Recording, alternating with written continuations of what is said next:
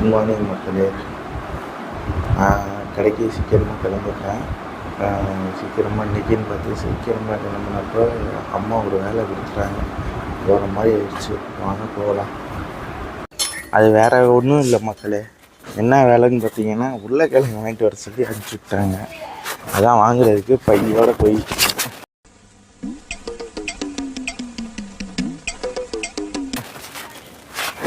உருளைக்கிழங்கை வாங்கிட்டு ஒரு டீயை போட்டு கடைக்கு கிளம்பிடுறாங்க தான்.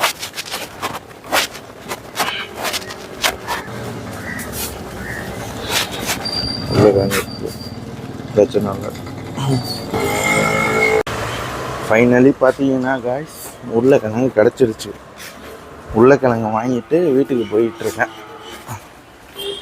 ஸோ கிளைமேட்டெல்லாம் இருக்குது பாருங்கள். கிளைமேட்டெல்லாம் பாருங்கள். அப்படியே ரொம்ப மோடம் போட்டு கிளைமேட்டே வேறு லெவலில் இருக்குது. நெக்ஸ்ட்டு டியூட்டிக்கு போவோம்.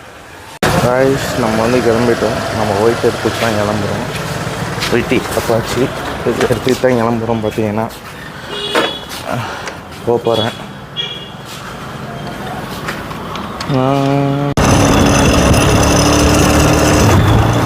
கிளைமேட்டை பார்த்தீங்கன்னா காய்ஸ் வேறு லெவலில் இருக்குது. அப்படியே ஒரு மாதிரி மிஸ்டாகவே இருக்குது. செம்மையாக இருக்குது. நல்லா சில்லாக நல்லா இருக்கு. ஆனால் என்ன வேர்க்க தான் செய்யுது. என் உடம்பில் ஏதோ சுரக்கிறது. என்னடா சுரக்குது? உடம்பெல்லாம் ஒரே நீராக ஊறுகிறது ஐயா.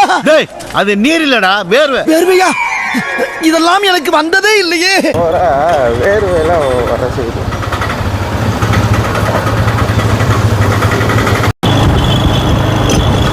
காய்ஸ் நம்ம போயிட்டுருக்கோம். கடைக்கு தான் போயிட்டுருக்கோம். மணி 9 ஆக போகுது. 8 மணிக்கே போகலான்னு பிளான் பண்ணேன். மணி லேட் ஆகிடுச்சு. கொஞ்சம் வேலைகள் அதனால் முடிச்சுட்டு போகிறதுக்கு கொஞ்சம் லேட் ஆகிடுச்சு. இருந்தாலும் இன்னும் கொஞ்சம் லேட் பண்ணாமல் நம்ம டைமுக்கு போயிடலான்ட்டு போயிட்டுருக்கோம். மெயின் ரோடு வந்தால் மெயின் ரோட்லேருந்து பார்த்தீங்கன்னா அங்கே தெரியுது பாருங்க, பாவா மெடிக்கல்ஸ். அதுதான் நம்ம கடை. அதான் போகிறோம். போயிட்டு கண்டினியூ பண்ணுறேன். காய்ஸ் ஃபைனலி மெடிக்கலுக்கு வந்துட்டேன் ஃப்ரெண்ட்ஸ். மக்களே பார்த்தீங்கன்னா கடை ரீச் ஆகிட்டேன்.